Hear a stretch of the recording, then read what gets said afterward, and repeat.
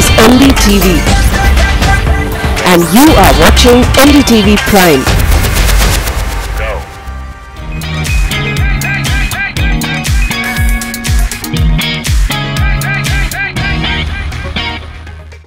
Hi everyone and welcome to CNB Bazaar Buzz. I am Siddharth Vinayak Patankar. We got lots lined up for you. Let's jump straight into it. The Tata Tiago gets an AMT and we have the review. It's the latest from Triumph in India. That's our bike review of the day. And we take you down south to Coimbatore to bring you up to speed with the VW Ameo Cup car.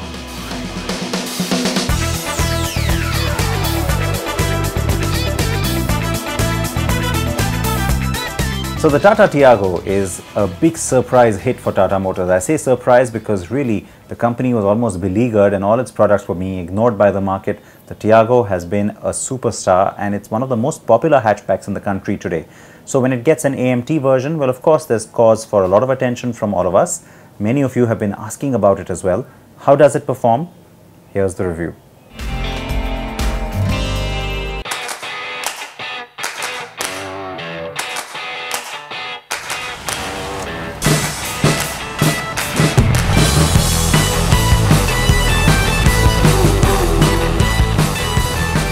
Tiago was launched over a year and a half ago and has proved to be quite popular for Tata Motors, racking up over 1 lakh bookings.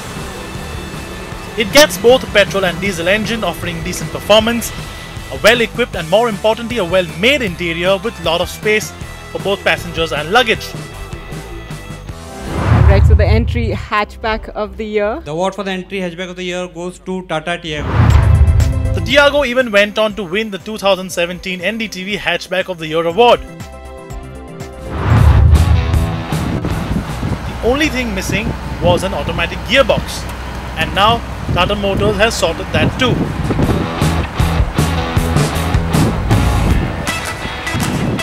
The AMT version is only available in the top of the line XZ variant or XZA, in this case with the A indicating the gearbox. And since it is the top spec car, you get the gloss black grille, 14-inch alloy wheels, and personally, I think this rather underrated red makes it look rather lovely. On the interior, you get the large infotainment system which has Bluetooth but no touchscreen or color display, just like the manual counterpart, and the color-coded AC vents that add a bit of drama. The biggest difference? The automatic gear shifter, of course.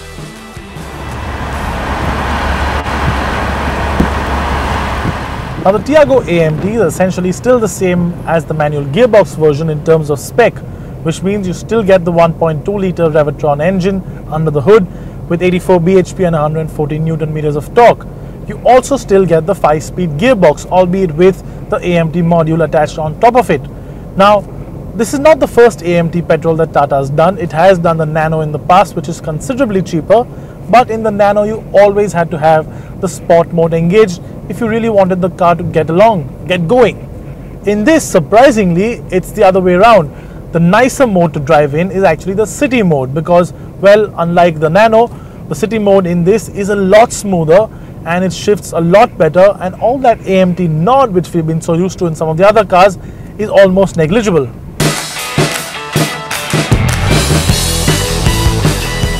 Where in most AMT units we are longing for better response and quicker shifts, the AMT unit in the Tiago does what it is supposed to do: make driving easier. If there is one negative about the gearbox, it is that it can get a little jerky with power coming in too quickly from a standstill while in sports mode. That might cause the car to lurch ahead. But once you get used to it, the Tiago AMT is just a really good alternative to the manual. Priced at 5,39,000 rupees ex-showroom Delhi, and considering the ridiculous traffic we have to deal with in the metros, it is a more sensible alternative too.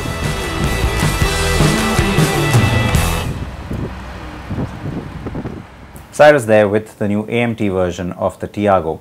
Now let's talk about the latest from Triumph. It is the Street Triple S and it's recently been launched in India. Now we've been talking about all the anticipation around this new model from Triumph, and finally we've got our hands on the bike, the India spec one as well, I might add, and it's Preetham who's had the chance to spend some time with it.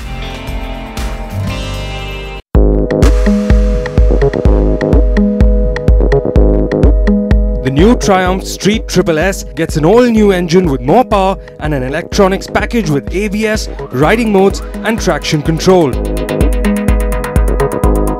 Does it have the same hooligan personality? We spent some time with it.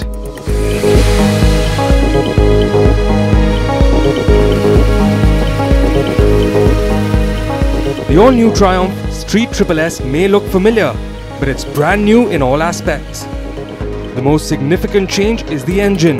The 3-cylinder motor is now bigger, there's more power and more torque. And there's more grunt lower in the revs, so it pulls cleanly from low revs even at a higher gear.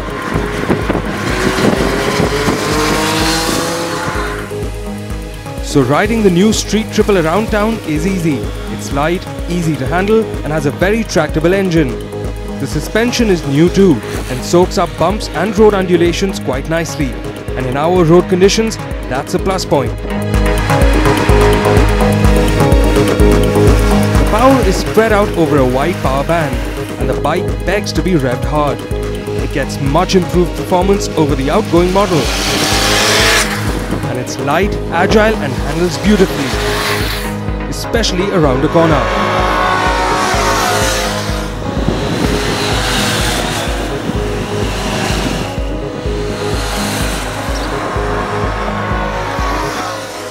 The new Triumph Street Triple S, it doesn't look radically different from the outgoing model and I quite like it. It's light, agile and compact. It's 166 kgs and with a new 765cc engine it makes 111 bhp or thereabouts. So it's got a fantastic power to weight ratio. So whether you're a new rider or an experienced rider, this one will keep you entertained no end. And there's ABS, traction control, ride-by-wire and 2 riding modes too.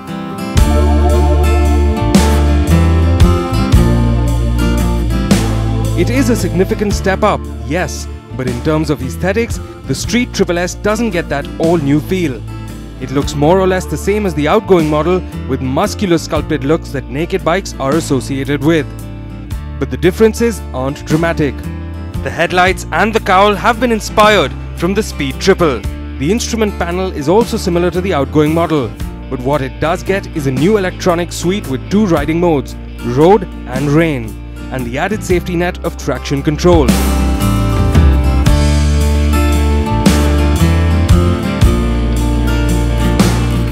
But all that is overshadowed by the fact that the new Street Triple is a matter of a good bike getting even better. It gets more power, more performance and still retains that feisty character that the Street Triple is known for. At 8,50,000 rupees ex-showroom Delhi, the new Triumph Street Triple S offers very good value if you're in the market for your first performance naked. We take a short break here on CNB Bazaar Buzz. Your questions, my answers and also a look at the Ameo Cup car. That's on the other side.